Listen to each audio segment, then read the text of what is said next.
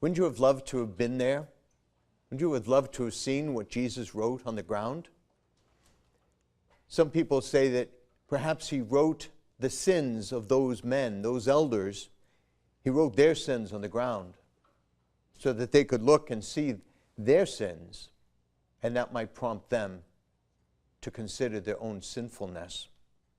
Or perhaps he was just doodling, but we know that Jesus gave to those men an awareness and time, an awareness of their own faults, their own shortcomings, but he also gave them time to consider how imperfect they were, and time for them to quietly slip away. Jesus didn't point at them and specifically tell them their sins.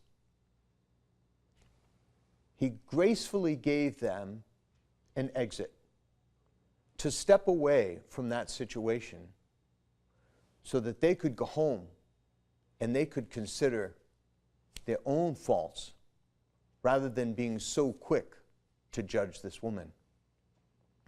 Both of the readings this morning present the gift of awareness, the gift of time, and the gift of mercy. That first reading is a great story about Susanna. Susanna is this beautiful, faith-filled woman, married and has children. Her husband is wealthy, and people come to see him, to speak to him. But when these two corrupt judges go and visit the man, they're more concerned about his wife. They begin to lust after her. And when they know her routine, and she goes into her garden, and she bathes in the garden, they decide one day to slip into the garden, to hide there. Then after the servants have gone and Susanna is beginning to bathe, they run up to her and they're requesting that she has relations with them. She refuses, and then they say to her, "If you do not, we will present a story that it was a young man who was here with you." Susanna decides to trust in God and to cry out. When she cries out, they cry out, and then they make up this story. And then the reading that you just heard is the follow-up of that story. But God hears the cry of the innocent woman. God gives to the community time and awareness that these two men are not good judges. They are very corrupt. They've taken advantage of many different people. But this woman is innocent, and she cries out to God. And God raises up young Daniel, a boy, and he investigates. He asks them questions. He catches them in their lie. And so what they were trying to sentence her to, death, is now being opposed on them. God heard the cry of this innocent woman. So there's an awareness. The community realized how corrupt these men were. They were given the time so that they didn't judge her too quickly.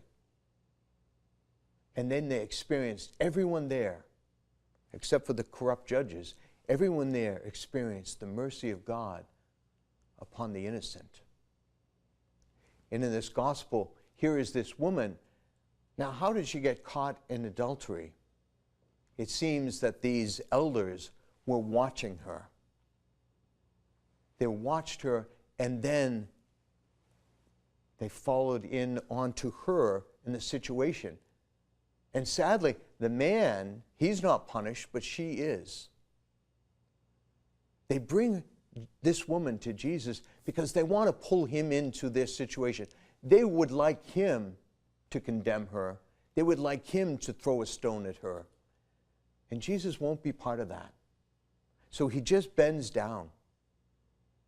He bends down to communicate to them, I'm not going to be part of this. But then when they wait, that's when he challenges them. Okay, you want to do this? Fine. First one among you who's never sinned, you're going to be the first one to throw the stone. Go right ahead.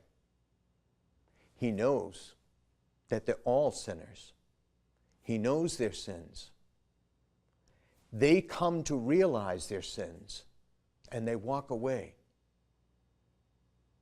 Jesus then forgives the woman and challenges her not to sin again. In these readings today, we too are called to a greater awareness of our own faults, our own mistakes. And we're given this gift of time, this short time before Easter. And we're also given the gift of God's mercy. So today I ask you to look within yourself, become aware of the ways in which you have sinned, the ways I've sinned, and then beg the Lord for the gift of mercy.